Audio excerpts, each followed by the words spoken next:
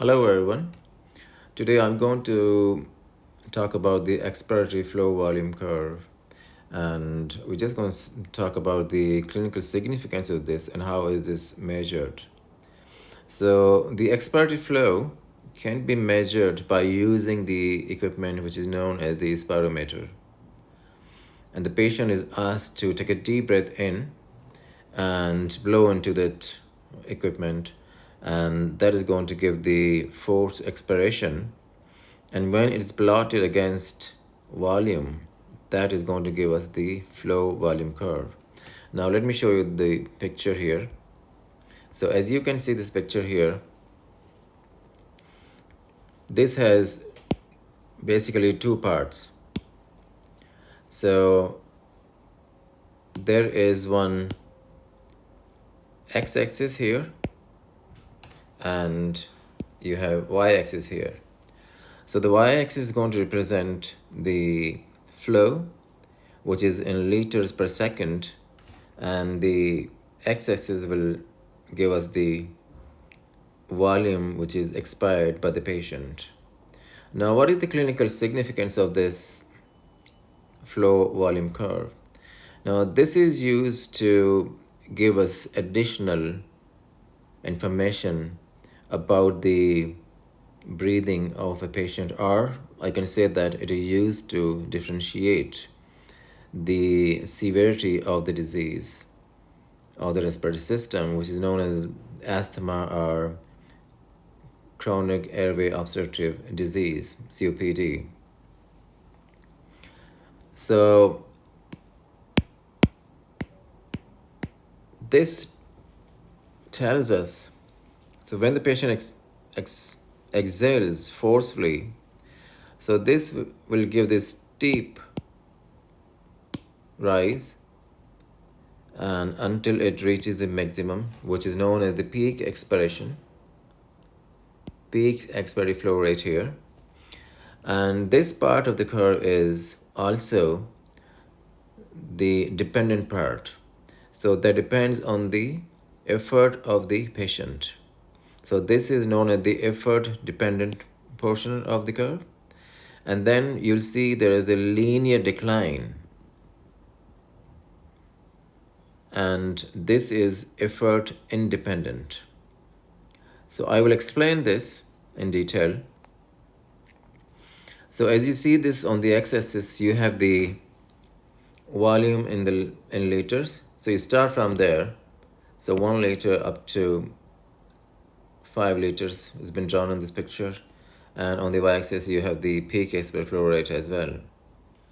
Now I'm going to show you another figure here. As you can see this one. So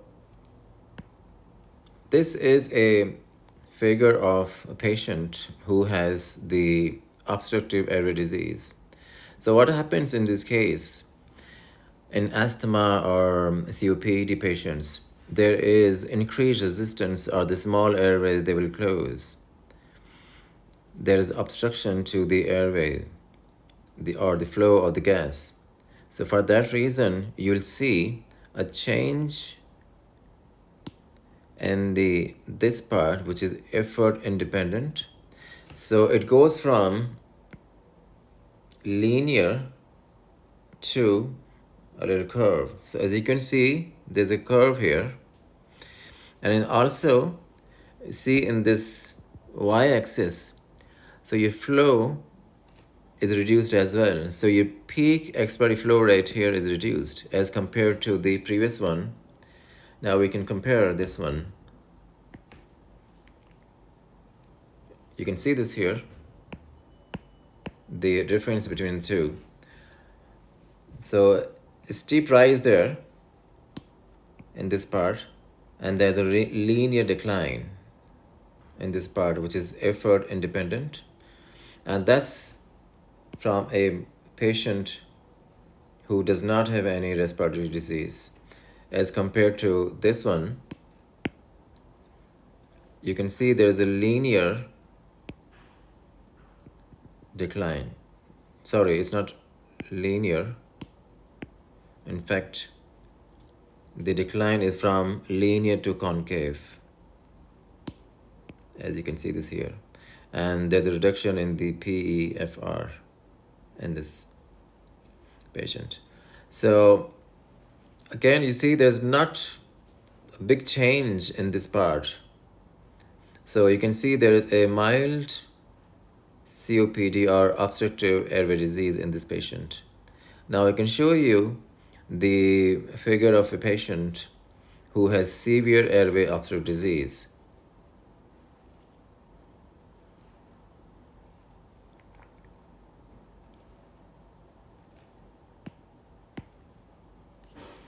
Now here you can see this picture here. So if you compare two figures, so in this picture you might see that there is a severe reduction in the flow and the peak expiratory flow is significantly reduced here. At the same time, you can see a severe concavity in this part. So that tells us that this patient has severe obstructive airway disease.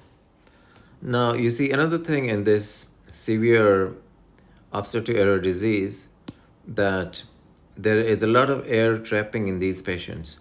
So you see the increase in the residual volume in this part. Now we compare this with the patient who has the restrictive lung disease. So in these patients, so the example will be like pulmonary fibrosis and pneumonia. In these patients, there won't be any obstruction to the airways, but the lung volume will be reduced, or the lung could be very stiff. So for that reason, the lung capacity is reduced in this case, but the residual volume is preserved if you look at this part of the graph. And if you ask this patient to take a deep breath in and blow into the spirometer, so the PEFR, it might be reduced in these patients, but the residual volume is preserved, but the total lung capacity is reduced in these patients. As compared to these patients in the COPD, you see this part here, there's a lot of air trappings. For that reason, there's an increase in the residual volume. And compared to this, the total lung capacity is reduced due to stiffness of the lung in these patients. Now I'm going to explain to you about the graph itself. Now I'm going to explain the shape of this curve here. So if you consider the airway diameter, this one, at different lung volumes, so that is going to explain the shape of this curve, which is the, if dependent on this part, you can see, and this one here, linear decline. So at the end of full inspiration, or just before the expiration, you see when we inspire, we generate negative intrapleural pressure, and that gives the stretch to the lung parenchyma. So when the lung parenchyma is fully stretched, so you see the airway diameter here, that increases. And as per the Hagen-Poiseuille equation, if the diameter is increased, the resistance is going to decrease. So when a patient starts to exhale forcefully, this is going to generate positive pleural pressure, and that is also caused by the forceful movement of the expiratory muscles. So that will give us increase in the pleural pressure, which goes from negative to positive, and that also causes the forceful expiration of the air through the airways. Now, as the person continues to expire or exhale, what happens? The lung volume decreases. You can compare these two. So as the lung volume decreases, this is going to give compression or pressure on the small airways, and the small airways are going to collapse, or the size of the small airways decreases. So as the size decreases, the resistance to airflow is going to be increased. So now you look at the shape of the curve here. So when the person exhales, with the forceful expiration, the curve